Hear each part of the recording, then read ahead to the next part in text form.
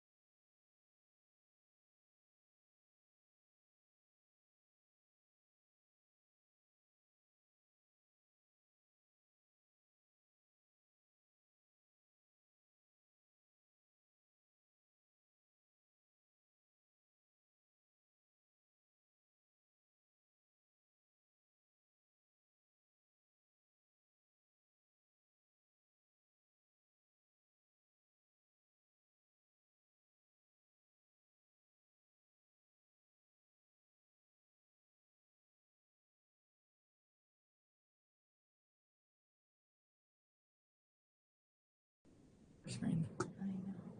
It's weird.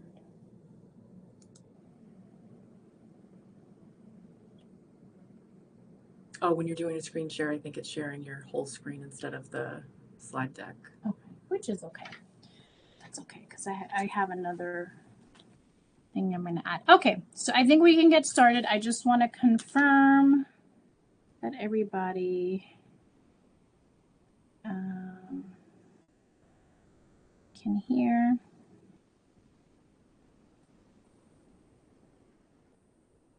Okay. Cool beans. So the title for today is Financial Management for Business Owners. And then we can go on to the next slide here. So welcome, ambitious women entrepreneurs. Today we are going to go over understanding financial statements, managing cash flow, budgeting for growth, and securing funding. We'll also learn key financial concepts to develop budgeting and forecasting. All right. And then I know I have two ladies here that already heard this review, but I'll go over it for those that are online. So here is a little bit about me. Prior to starting VNH, I managed daily trading operations for investment firms, primarily in the Northeast, New York, New Jersey, and in Florida for over 25 plus years. So that is my background. I hold an MBA in leadership. I started off with international business and then changed my secondary major to leadership. And a BA in organizational leadership. So leadership was important to me. I wanted to be able to merge some of the business stuff with leadership skills. To be an entrepreneur was always my dream. I always wanted to make a difference. Didn't know what I wanted to do for a long time, but knew it was going to involve women and help building women in whatever capacity. But I never imagined I would be owning a co-working space, which is what we are today, where we're at today. All right, so on the agenda, so enough about me. Let's get to the finances here. So on the agenda for today, we have financial tools. We're going to talk a little bit about what we're using today and how we can keep it simple, how to manage cash flow, secure funding, and how to tap into resources, right? So we'll get right into it. Financial tools. So I'm not sure if any of you either in the room or online have or are using any sort of accounting system that'll create some of these reports, right? So if you use, see, I use Xero, I like Xero, but there's a lot of other options out there. And if you don't, you know that you can create something super simple in Excel. So it's about knowing your numbers, guys. So an income statement, right? It's going to tell you everything that's coming in, your net sales, your cost of sales, your profit, right? Operating expenses, interest expense, all of that stuff, right? An income statement will help you see that, right? So when you're making decisions, when you're trying to forecast, it's very important to know your income statement. If you're using someone, great. That means you've invested in somebody's expertise, right? In finance, in accounting. That's great, right? But sometimes in the business, especially early on, you may not have that to invest. So, but you can keep your receipts. I've created a simple Excel sheet that I want to show you guys, and we'll get into in a minute. But let's say you don't have the money to invest in an accountant or a bookkeeper or a software. You may want to just create a simple Excel sheet to help you with that. Your balance sheet, right? So what do you have in the bank? What's your cash? What's coming in, right? You know what business you have, if you have products, if you have services, right? Are you membership based? So what's coming in? Are you able to forecast that, right? What do you have to spend in inventory, right? Do you have any overhead costs? Are you paying for a brick and mortar, right? Those are things you want to capture, right? Any long-term assets, furniture, things like that, right? Those are all important. What are your liabilities, right? What are you paying out? Accounts payable. So whether it's your internet, right? All of that are stuff that are considered liabilities, right? So things you have to pay. Taxes, make sure you're saving for taxes, right? That is important because you don't want to get hit at the end of the year with a surprise. And let's say you've allocated $10,000 for taxes, but you owe $5,000. Guess what? You can give yourself a nice bonus for that year, or you can save it and move it forward for the next year. But either way, it's better to be prepared. So remember taxes.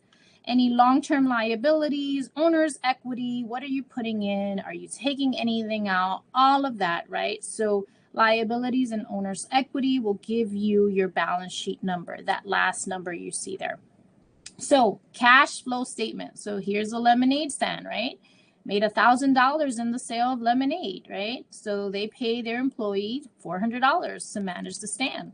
The cost of the goods, $200, right? Interest payment, $10. So the total that was actually made was what? $390, right? So everything you see in the middle there, payments, those are things that were paid out, right? Those are going to be what you paid out. So you're going to take your costs of what you paid out and you minus that from whatever the sale you made, right? So we can see here, I kept it really simple. Lemonade, $1,000 they made in lemonade and everything else. So what they truly made was $390, right? So now we dig in a little bit further, investing activities, right? The purchase of the stand, the purchase of the blender, right? These are all costs you have to allocate for. You don't think about that. And sometimes we make the mistake and we are buying stuff with our personal account.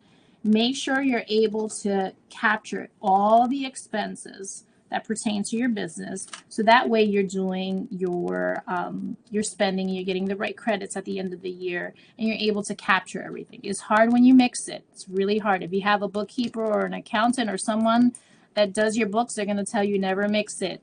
So be wise. Don't mix your personal with your business. All right, so financing activities, do you have a loan you have to pay back? All of those things, right? And then you're going to have your net cash. So that is something that you can do. If that seems, I don't know, Jeanette, this is too much for me. I'm not an accountant. I can't afford one. I need to keep it simple. All right, I'm going to show you something that I created. And you can do this even with your personal finances, right? So I created something and I listed some of our offerings here and I put some numbers together. And I like to look at things where we're at today and where we want to be, right? That's how my brain works. Okay, this is where we're at today, but what's the goal, right? So I listed on the left here my current state and all my offerings. So if you have a business where you have products, you're going to put your products there, right? If you have, if you sell pens, if you have tangibles, if you have clothes, shoes, whatever your products are, right? You're going to list everything on the left here. Then what's the cost, right? Is it $10? Is it $5? I put $10 across the board just to keep it simple so you guys can have a visual. And then how many of these do you have, right? How many of these are you selling, right? So you're going to put what you're selling, right? So currently I'm selling about 2, and I am making this up, unlimited open access memberships. And they're $10 each, and I'm making $20, right? But then if you look under there, I created a future state. Where can we be, right? What's the goal? So you can see here that the current state is $460. Doesn't sound so appealing, right? But the future state, look at that, $24.90, right? So that's a lot more than where I'm at now. So that'll help me to help drive me to continue to push on, right? Because this is the potential. This is where we could be. And so obviously your items are going to change based on your business, and that's okay. Those numbers will change, but this is a simple Excel spreadsheet where you're at today, how many you're going through, and then you can have the sheet calculated for you. So it's simple. All you have to do is this cell, right, times the amount of this cell, right? So $10 times 2 is going to give me 20. And then you just do a copy and you bring it all down, paste it, simple, right? I didn't have to go and invest in any software, and I'm still looking at what's coming in and what's going out, right? And again, you know, it's not, if you have Excel or you have any other, I think Mac may call it something else. It's numbers. If you have Mac, it's okay. Whatever's going to help you calculate, or if you want to do paper and pen, if you prefer it that way. But just as long as you guys are capturing what's coming in, how much of it, right? And then, like I mentioned, you don't have to do it. I like to also add in my future state. Where can we be, right? And then whatever a la carte items that typically you don't sell all the time, but you want to capture it as potential revenue, right? And then you want to do your expenses. Don't forget that, right? It's beautiful coming in, kind of hurts going out, but it's okay. It needs to happen. So what are your expenses? Rent, internet, any systems, if you have an alarm, your payroll, whatever, any additional Microsoft, Canva, whatever you're paying out, you want to capture that, right? So based on what we put, these bogus numbers, my expenses were $90. Great. So my current revenue is $460, right?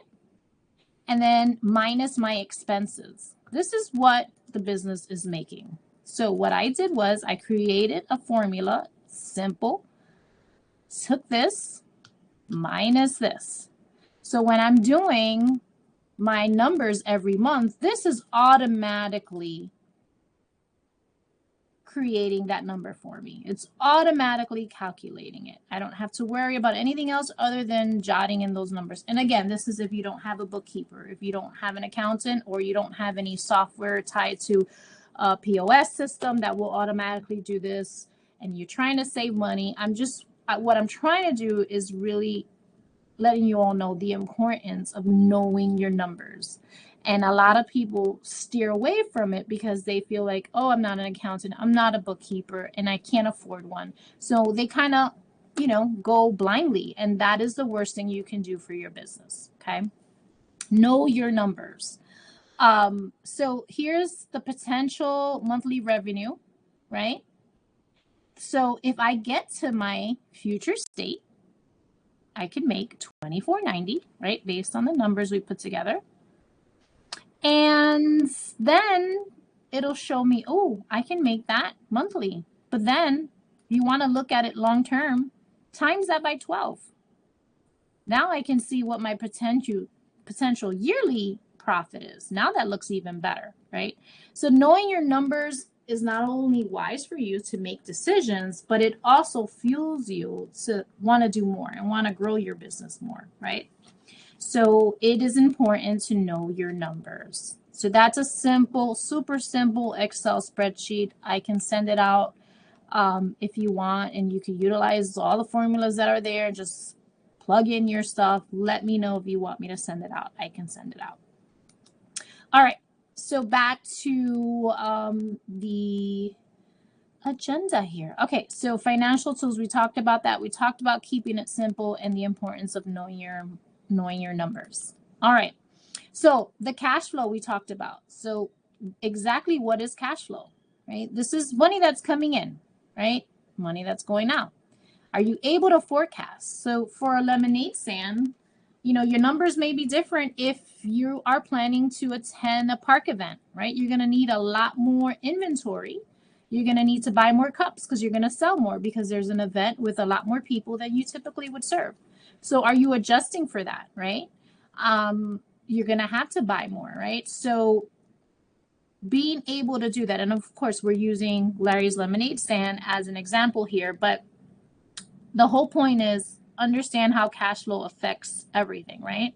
How are you able to forecast? You can forecast if you understand your cash flow, what's coming in and what needs to go out. Okay, you can't forecast if you don't know what's coming in and out. All right, and how are you receiving money? Are you using some sort of system? Are you accepting cards? Are you allocating for the fee? Are you charging the customer the credit card fee? Are you only taking cash? These are things that are important. And when you receive the money, don't mix it in with your money, right? So that way you have a true idea at the end of the day. If you're receiving cash and you don't have a form of giving receipts, right? Like Larry's Lemonade Stand may not have a receipt system. At least if you put it in an envelope, or if you have even something, as simple as a Ziploc bag that these are all the earnings for today. It could be super simple, something to that effect. But that way, at the end of the night, you go and you count and you understand, okay, I made this amount, it cost me this amount, so this is truly what I made, right?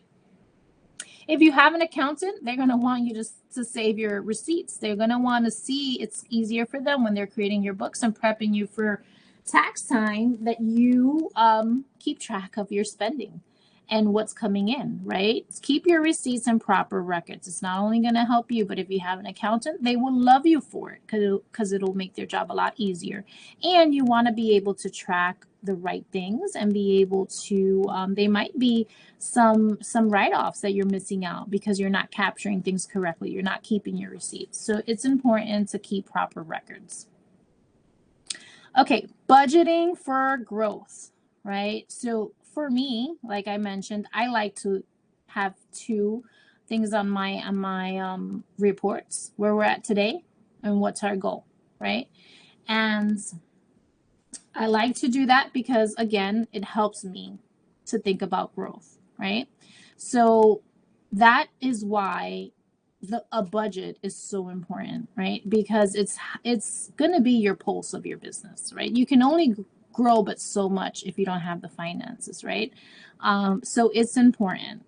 Incorporating all your expenses.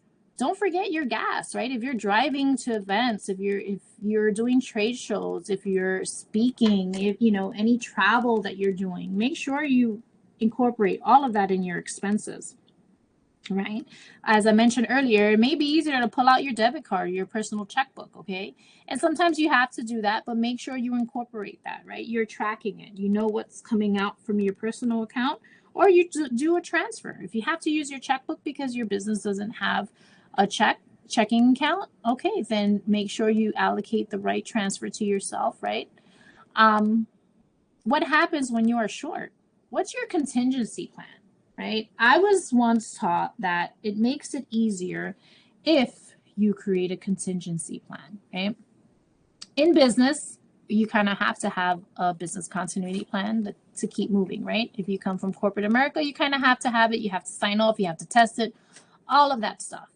But we should also have it in our finances, right? So if I fall short, right, look at your finances as a whole and say, okay, I have an extra savings account that I can tap into, right? And then plan B is, okay, If that savings account is depleted, then I have a CD I can possibly open up. Okay, and it just depends on how much you're willing to reinvest into your business. Maybe it's taking out a loan, maybe it's taking out equity from your home.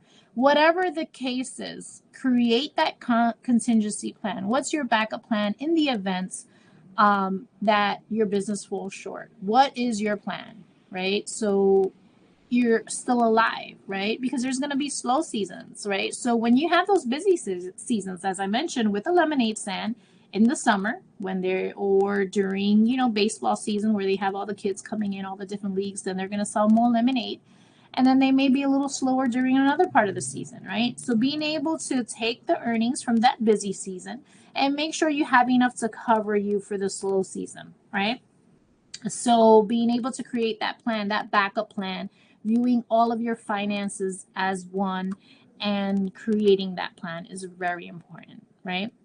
Now, are you separating your accounts? If you're not, please do this. Please, please, please, please, please. It is so hard to try to go back and view. And if you get audited, guys, then how are you going to answer to IRS? Like, you want to separate your accounts. And then I like to say, it's try to create 3 accounts, right?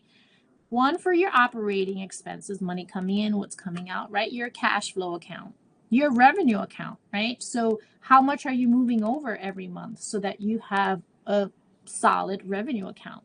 And then your taxes, right? Figure out what your taxes are, divide that by 12, and create an account that automatically you're transferring in $100, whatever, right? If it's $1,200 a year that you figured out that you're always paying on or about, then maybe round it up a little bit, but transfer $125 a month automatically from your operating account to your taxes. And as I mentioned, 1 year, let's say your taxes are $600. Then you have an extra $600. Use it as a bonus. Use it as, inventory for your business, whatever. But better to be safe than sorry when it comes to Uncle Sam. He will get his money one way or another. And then, of course, as I mentioned, it's important to create a contingency plan. What's your backup, right? It's important personally to do this, but also for your business. It'll save you a lot of heartache, headache, whatever kind of ache. It's going to save you if you have a backup plan instead of trying to wing it and just being reactive, right? Oh my gosh, my business is slow this year. The next couple months is slow. What am I going to do? Oh my God, I'm freaking out. Oh, no, I created a backup plan. I have a contingency plan. So on the slow months, I'm going to tap into this account, or I'm going to pull out some revenue from the months that we made a lot more to cover. Whatever it is, right? It's going to help you. Trust me, do it because you're going to need it. It's going to come a time that business is not booming all the time. You're going to have your slow time, but it's better to have a backup. All right, secure funding. So you can request loans, right? In a new business, sometimes they look at, because your business hasn't created any credit yet because it's new, they may want you to put a loan under your name. So having decent credit is important, right? Going to your bank that you normally bank with, that knows the money coming in, money coming out, knows that you're a responsible consumer, maybe your easiest bet. Or finding a credit union that's typically more lenient to new business owners, right? So if you need to pull out a loan, you can do that. Apply for grants. There's tons out there. It may take some work, but they are a bunch out there. I know there's some locally here, I believe Create a Space that won, I think I read $10,000. So it's nice to see someone local actually applied and won the grant. Figure out where's your nearest SBA office, right? Go into your bank that you bank with today and see what is needed, right? If you're going to need more money than you currently have, right? Now, do you have your pitch ready? Are you going to possibly incorporate some help from corporations, right? There's money out there, right? So we have to be able to find it, but have our pitch ready, right? If they say, hey, just send me a Zach, let me know, and you don't have it, guess what? And you don't send it to them. Like if you're in a conversation with someone that, is part of the corporation that may be able to put your business in front of folks, they're going to want something and you have to be ready. If you sit and wait and you don't have something And maybe get back to them a month or two. They can be like, huh, I don't remember you, right? What are you talking about? So have that pitch ready. Create a PowerPoint and maybe update it monthly. That's going to have your market analysis, your business model, right? What are your projections for your business, right? So if you're looking for investors to come on board and help you create your vision, have these things ready, right? Update them monthly, whether you use them or not, keep them updated, right? And do you have an exit strategy? These are things that you think about, but you're scared. I don't want to start my business and think about exiting. No, you should, right? What's your plan? Are you going to leave it to your children? Are you going to plan to sell it, make it to something big and possibly try to pitch it and sell it? And it's okay. It's not that you're failing your business or you're thinking about failure. Having an exit strategy is not failure. On the contrary, right? You're thinking about the growth of the business, right? So these are things that typically we don't like to do, because who wants to start a business and already think about the exit strategy? But it's important, right? All right. We are almost done. So I know we have someone with a hard stop at 1, but we'll be done before that. Okay. Tapping into resources. Find a mentor, join a group, right? It is so important. That's why She Is Collective is amazing. I gather so much from the group. And it's just a bunch of women that come together and share what's working for you, what's working for me. And then with She Is Collective, we have local subject matter experts that can literally help us, can meet us for coffee and help us. So find a mentor, join a group, find your tribe. I always like to say, find your tribe, right? Find a friend that's already done it. Pick her brain.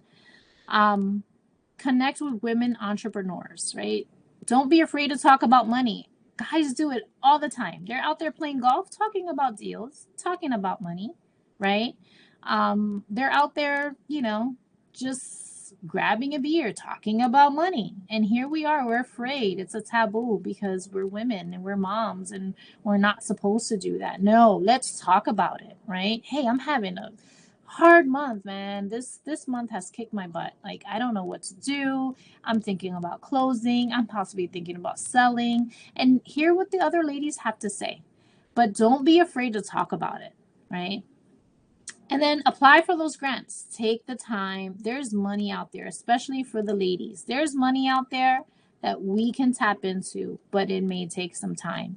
So maybe dedicate an hour to a week to search to see what's out there. Create a list and then bake it into your calendar, because some of them may just require you to submit a form. Some of them may require you to submit, a business plan and a video and some other things. So some of them may be quick, some of them may take long, but maybe take an hour to a week, if you can do more, amazing. But just to see what's out there, right? What's out in the community? Where can you tap into to see if possibly you can win some of those grants, right? And our next session, we're going to have a small business development SME, and it is, I believe, end of this month. Francine Lucas, she runs a small business development program and has agreed to give us some amazing, juicy details on grants and how to access. She is a good friend of mine, and I think you ladies will be blessed. So if you can attend, definitely make time for that. She is amazing. We're trying to get her here into the office at Vision and Heels to do some face-to-face stuff with us, and maybe we have just a sit-down session on applying for grants and getting her feedback, because not only has she been successful in finding grants, but also winning them, so she can tell us all the juicy details on what we can do to win some of those grants. All right, ladies. So if you've never been to Vision and Heels, we have a dream wall, right? And so I just want to remind you guys that the journey of entrepreneurship can be both challenging and rewarding. Remember, you're not alone in this. Embrace the learning process, celebrate your victories, and prioritize your well-being, right? I always say you can't pour from an empty cup. So make sure you're good so you can take care of others, right? Don't forget the power of your community. Lean on network for support and inspiration. And most importantly, believe in yourself and your ability to achieve your entrepreneurial dreams. You got this. Just Dream. And I know we're recording, so if you have any questions, those online, you can just send them over through the Circle app for She Is Collective, and I will gladly respond. And if I don't know, I will find someone that does. If you're interested in the Excel spreadsheet, I will get it to you. Super simple. It already has a formula, so you don't even have to, try to figure out your formula. But yes, that's all I have for you, ladies. I know I have a few in the room. Any questions from anyone in the room? Awesome. All right. I think I can try to end the session here. Let's see if it'll allow me to do that. And again, if you have any questions and want me to share anything from the PowerPoint, I believe it's going to be available on the app as well. So if you want to go back to it, you will have a chance. I know this will be recorded as well, but you all know where to reach me. Have a good afternoon, everyone. TGIF.